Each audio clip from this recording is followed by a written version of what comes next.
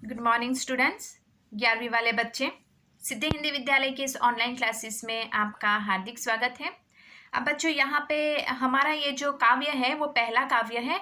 काव्य जो है वो काव्य खंड से शुरुआत होती है, तो वहाँ पे हमारा ये जो काव्य है वो 1 नंबर से शुरुआत होती है। आपकी किताब में देखिएगा, ठीक है। तो यहाँ पे काव्य जो है वो पहला काव्य है। पाठ जो था हमारा नमक का दारों का, वो पहला पाठ था, ठीक है।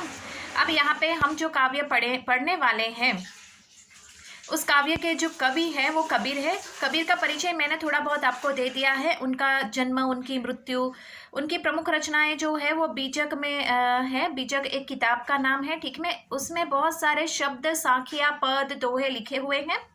उनकी मृत्यु मगहर में हुई। मगहर में 1518 में, ठीक है, सन 1518 में हुई। उसके बाद कबीर भक्ति काल की निर्गुण धारा, ज्ञानाश्रयी शाखा के प्रतिनिधि कवि हैं। वे अपनी बातों को साफ एवं दो टूक शब्दों में प्रभावित ढंग से कह देने के हिमायती थे। बन पड़े तो सीधे सीधे नहीं तो दरेरा देकर इसलिए कबीर को हजारी प्रसाद त्रिवेदी की वाणी के डायरेक्टर कहा जाता है, वाणी के डिक्टेटर, ठीक है। तो यहाँ पे एक प्रश्न ये भी है कि किसने, अर्थात हजारी प्रसाद त्रिवेदी ने कबीर के लिए कौन से शब्द का इस्तेमाल किया। अर्थात हजारी प्रसाद त्रिवेदी यहाँ पे कबीर को कौन से नाम से पहचानते हैं, तो वाणी के डिक्टेटर। वाणी के डिक्टेटर, ये वाक्य के नीचे अंडरलाइन करना। कबीर का जन्म कहाँ पे हुआ, वाराणसी में, कौन से साल में हुआ, 1300 में, तो वो भी अंडरलाइन करना। और यहाँ पे कहाँ पे उनकी मृत्यु हुई, वो वाक्य के नीचे भी अंडरलाइन करना। उनकी जो रचनाएं हैं वो बीजक में शाखियाँ, शब्द, पद, दोहे लिखे हुए हैं, उसकी भी यहाँ पे आप नोटिस करना, मतलब उसके नीचे अंडरलाइन करना। इसके साथ साथ यहाँ पे दो टूक शब्द है, देखो कि वो साफ साफ बातों में दो टूक यानी कि स्पष्ट मुहावरा है। दो टूक बात करना पूछा जाता है परीक्षा में, उसके नीचे भी अंडरलाइन करना और लिख कर रखना। दो टूक का मतलब होता है स्पष्ट बात करना, ठीक है। तो यहाँ पे वो भक्ति काल, कबीर का जन्म जिस साल हुआ उस समय भक्ति काल, प्रजा जो है, ये काल जो होते हैं वो बहुत पहले, जब मैं सिद्धि स्कूल में पहली बार आई थी तब 1-2 साल करीबन मैंने ये 12वीं वाले बच्चों को ये काल पढ़ाए थे। यहाँ पे भक्ति काल, रीति काल, आधुनिक काल, तो ये जो सब है आदिकाल से शुरुआत होती थी, उसमें राजाओं का साम्राज्य। उसके बाद भक्ति काल, उसमें भी बहुत सारे ऐसे प्रकार है। तो ये काल जो है वो बहुत पढ़ना उसमें बहुत होता है। लेकिन यहाँ पे सिर्फ आपके लिए सिर्फ इतनी जानकारी है कि कबीर जो उनका जन्म हुआ वो भक्ति काल में हुआ। ज्ञानाश्रयी शाखा, वो निर्गुण यानी कि मैंने आपको बताया कबीर ज़्यादातर ये सोचते थे कि ईश्वर है। चलो वो मना नहीं करते कि चलो ऐसी कोई शक्ति नहीं है, ऐसा कोई चमत्कार, उनका विश्वास था कि हाँ चलो आप कहते हो ईश्वर है, तो उन्होंने कहा हमने मान लिया कि ईश्वर है। अगर ईश्वर है तो आए और दुखियों के दुख दूर करें। इसके लिए उनको निर्गुण धारा में रखा गया है। ज्ञानाश्रयी, वो ज्ञान बांटते हैं, दोहे, शब्द और पद के माध्यम से लोगों को जागृत करने का काम करते हैं। थोड़े और आगे बढ़ते हैं बच्चों। कबीर ने जीवन के बारे में अनेक किंवदंतियां प्रचलित है। उन्होंने अपनी विभिन्न कविताओं में खुद को काशी का जुलाहा कहा है। कल ही मैंने आपको आगे वाले वीडियो में बताया कि कबीर को लेकर ऐसे बहुत सारी बातें अर्थात लोक कथाएं प्रचलित हैं, और उन लोक कथाओं में कबीर ने भी अपनी बहुत सारी रचनाओं के भीतर कहा है कि वो खुद को यानी अपने आप को काशी का जुलाहा, मैंने आपको बताया ना कि एक हिंदू विधवा ब्राह्मण ने कबीर का त्याग कर दिया था, तालाब के किनारे उनको छोड़ दिया था, और वहाँ से जुलाहा दंपत्ति नीरू और निवा गुजर रहे थे। उन्होंने वहाँ पे देखा किसी बच्चे की रोने की आवाज़ आ रही है, वहाँ जाते हैं और उस बच्चे को उठाते हैं, उसके परिवार के लोगों को ढूंढने का प्रयास करते हैं, कोई नहीं मिलता। आखिरकार नीरू और नीमा जो पहले से ही निसंतान थे वो कबीर को गोद ले लेते हैं और कबीर की परवरिश करते हैं। इसके लिए कबीर ने अपनी रचनाओं में भी अपने आप को जुलाहा कहा है। कबीर के विधिवत साक्षर होने का कोई प्रमाण नहीं मिलता उनकी रचनाओं से, अर्थात यहाँ पे देखा जाए तो कबीर के बारे में जितनी भी नॉलेज है, अर्थात जितनी जानकारी है, जितनी किताबें लिखी गई है बच्चों, उससे हमें कोई भी ऐसी विधान यानी वास्तविक प्रमाण नहीं मिलता कि कबीर पढ़े लिखे थे। अर्थात वो कहीं पे गए थे, कहीं पे उन्होंने शिक्षा प्राप्त की थी, ऐसा कहीं पे भी कोई आश्रम था, ऐसा कहीं ऐसा कुछ विधिवत विधान नहीं मिलता है, कोई प्रामाणिक बात नहीं मिलती है।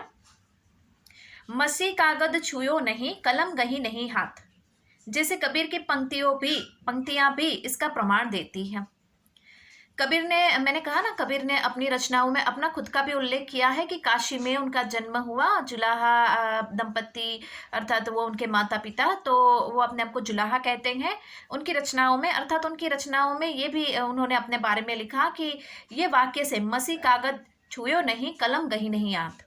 कबीर ने खुद लिखा है, मैंने कभी कलम को हाथ नहीं लगाया, मैंने कभी कागज को हाथ नहीं लगाया, लेकिन फिर भी वो अपने जीवन में, यहाँ हम आज उनको पढ़ रहे हैं, ये बहुत बड़ी बात है। आज हम कहते हैं ना टेक्नोलॉजी में आ गए, 21वीं सदी में जी रहे हैं, लेकिन हम कई सदियों का यहाँ पे पढ़ रहे हैं। लेकिन ऐसे इंसान जिसने कभी कागज़ को छुआ नहीं, हम कहते हैं ना जैसे इसके पास तो बहुत सारा ज्ञान है, इसके पास बहुत सारा नॉलेज है। बच्चों, किताबी जानकारी के साथ साथ हमें बाहरी दुनिया के भी जानकारी होनी बहुत ज़रूरी होती है, तभी हम कह सकते हैं इंसान जो होता है ना, कितना भी बड़ा क्यों ना हो जाए, लेकिन वो हमेशा एक विद्यार्थी ही रहता है। क्यों? क्योंकि उसको बहुत सारी बातें, ऐसा नहीं किताबों से ही हमें सीखने को मिलता है, किताबों से भी सीखने को मिलता है हमें, लेकिन उसके साथ साथ हमें आसपास के माहौल से, दूसरों के अनुभवों से, अपने खुद के जीवन के अनुभवों से भी बहुत कुछ सीखने को मिलता है। उन्होंने देशाटन और सत्संग के ज्ञान प्राप्त किया। देशाटन का मतलब होता है यहाँ पे पर्यटन यानी प्रवास। उन्होंने जगह जगह मतलब वो घूमते रहे, नए नए स्थानों पे जाते रहे। और सत्संग, उस समय की बात है तो उस समय तो सत्संग ज़्यादा होते थे, तो उस समय उन्होंने इस तरह से प्रवास और सत्संग में हिस्सा लेकर उन्होंने ज्ञान प्राप्त किया। आज भी हमारे यहाँ सत्संग होते हैं, लेकिन सत्संग के समय ज़्यादातर जो सुनने वाले इंसान होते हैं ना, वो ध्यान देकर सुनते हैं। क्यों? क्योंकि सत्संग में सुनी हुई अगर बातें, एक आध बातें भी हमारे कानों के पर्दे पर जाकर हमारे मन को छू जाए तो हो सकता है हमारा जीवन बदल जाए।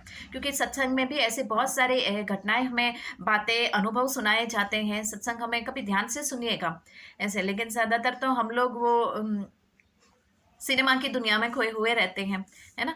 तो यहाँ पे मतलब ये जो सत्संग है, सत्संग से भी यहाँ पे कबीर ने ज्ञान प्राप्त किया। हम कहते हैं आज के ज़माने में सत्संग से क्या हासिल, लेकिन सत्संग से बहुत कुछ हमें सुनने को, सीखने को और जीवन में उतारने लायक बातें सीखने को मिलती है।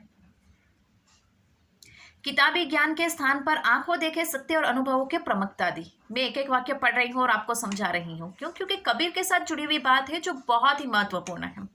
कबीर ने ज्ञान कैसे प्राप्त किया? तो यात्रा करके, सत्संग में जाकर। इसके साथ साथ उन्होंने बहुत अच्छी कि किताबी ज्ञान के स्थान पर आंखों देखा सत्य। अब यहाँ पे हमारी तरह तो वो किताब पढ़ने के लिए नहीं गए, स्कूल में नहीं गए, आश्रम में नहीं गए, है ना। उन्होंने क्या देखा? आंखों देखा सत्य। जैसे कि आंखों के सामने अगर कोई घटना घटित हो रही है और वो बहुत ही मतलब बुरी घटना है या अच्छी घटना है, तो भी अच्छी घटना है तो हमें उससे मतलब हकारात्मक बात सीखने को मिलती है कि हाँ, हमें भी जीवन में ऐसा करना चाहिए, तो बहुत अच्छी बात है। ऐसा तो किसका जीवन सुधरेगा? हमारा खुद का। बुरी घटना घटित होती है तो ये तो बुरा बात है, मतलब सब देख रहे हैं, कोई आवाज़ नहीं उठा रहा है, सब डर रहे हैं, ऐसा जीवन में नहीं। लेकिन चाहे हिम्मत ना हो, लेकिन मन से तो हम ये सोचते हैं कि उसके साथ ऐसा हुआ, नहीं होना चाहिए था, गलत हुआ ऐसा। तो ये भी, तो ये क्या हुआ, हमें सीखने कि चलो भाई जीवन में ऐसा होता है। तो वो क्या करते थे कबीर? अपनी आंखों से जो देखते थे उसको ही अपने जीवन में उतारते थे। वो ही एक सत्य है। और आंखों देखकर जो सीखने को मिलता है, अनुभव के द्वारा सीखने को मिलता है। यहाँ पे हम जब 11वीं में पढ़ते थे, मैं अपनी बात करूं तो उस समय क्या होता था बच्चों की, वहाँ पे एक एक बच्चों को वहाँ पे, जैसे कि हम संदर्भ व्याख्या लिखते हैं ना, वैसा वहाँ पे लिखने को दिया जाता था एक वाक्य, उसको सविस्तार से, ठीक है। तो हमें लिखने को दिया गया था, तो सबसे पहले मैंने इसी अनुभव श्रेष्ठ शिक्षक है उसके ऊपर लिखा था। आज भी मुझे याद है। क्यों? क्योंकि इंसान जो है अपने जीवन में जब तक अनुभव उसको होगा नहीं, अनुभव से वो प्राप्त नहीं होगा, अनुभव से वो सीखेगा नहीं। क्यों? क्योंकि अनुभव से बहुत श्रेष्ठ शिक्षक है।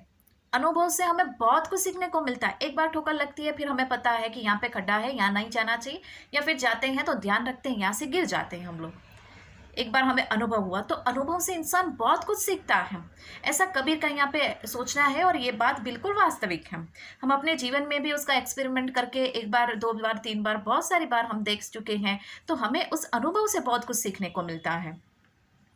उनकी रचनाओं में नाथों, सिद्धों और सूफी संतों की बातों का प्रभाव मिलता है। यहाँ पे ऐसा नहीं कह सकते कि वो विरोधी है और वो ईश्वर को नहीं मानते, ऐसा नहीं है। लेकिन उनका ईश्वर के प्रति श्रद्धा है। लेकिन वो कहना चाहते हैं कि जो वास्तविक बातें हैं, इंसान के जीवन में जो दुख है, वो दुख भी दूर होना चाहिए। इंसान कितना प्रभु के प्रति समर्पित रहता है, इंसान अपने जीवन को, उसको जन्म एक बार मिलता है तो वो जन्म को सिद्ध करने के लिए कितना प्रयास करता है, कितनी कोशिशें करता है। तो उनकी रचनाओं में यहाँ पे सूफी संतों की बातें भी यहाँ पे सुनने को मिलती हैं। वे कर्मकांड और वेद विचार के विरोधी थे तथा जाति भेद, वर्ण भेद और संप्रदाय भेद के स्थान पर प्रेम, सद्भावना और समानता का समर्थन करते थे। देखा, यहाँ पे स्पष्ट बात, कर्मकांड और वेद विचार के वो विरोधी थे। अर्थात जैसे कि कुछ एक ऐसी सोच होती है ना कि भाई इस तरह से है तो नहीं हो सकता। जैसे कि यहाँ पे जो होता है पुराने समय में कि जो बेटा होता है तो बेटे को ही ज़्यादा स्थान दिया जाता है। बेटे का जन्म होता है तो पुराने समय की बात है, बहुत खुश होते थे, और बेटी का जन्म होता है तो दुखी होते थे। तो उस समय तो ये ऐसे जो विचार है उसका वो विरोध करते थे। और उसके साथ साथ वो जाति भेद कि ये हिंदू है, ये मुसलमान है, ये सिख है, ईसाई है, पारसी है, वो नहीं मानते थे। वर्ण भेद, काला गोरा है, ये नहीं समझते थे। संप्रदाय भेद, तो संप्रदाय तो ये इस तरह तो ये नहीं मानते थे वो। उसके स्थान पे कबीर किस बातों में विश्वास करते थे? प्रेम, सद्भावना और समानता। सब एक समान है, कोई ऊंचा नहीं, कोई नीचा नहीं, कोई काला नहीं, कोई गोरा नहीं। और लोगों को आपस में अच्छे विचारों के साथ और स्नेह के साथ रहना चाहिए। जीवन एक ही बार मिलता है, ऐसी कबीर की यहाँ पे बात है, जो उन्होंने अपने दोहे, शाखियाँ, शब्द और पदों में हमारे सामने रखी है। तो बच्चों, यहाँ पे हमने आज इस वीडियो में कबीर का जो परिचय है वो परिचय हमने प्राप्त किया। आगे वाले वीडियो में थोड़ा सा बाकी है, वो प्राप्त करने के बाद, मतलब कबीर का परिचय हम देखेंगे, उसके बाद मैं काव्य का सारांश आपको बताऊंगी। सारांश बहुत अच्छा है, बहुत बढ़िया कविता है ये, मज़ा आएगा, उसमें नई बातें हमें जानने को भी मिलेगी। तो आज बच्चों यहाँ पे इस वीडियो में हम यहाँ तक रुकते हैं। आने वाले वीडियो में इससे आगे बढ़ेंगे और देखेंगे कबीर के जीवन में ऐसी कौन सी बातें हैं और उन्होंने काव्य में हमें कौन सी सीख दी है जीवन में उतारने लायक। तब तक के लिए थैंक यू।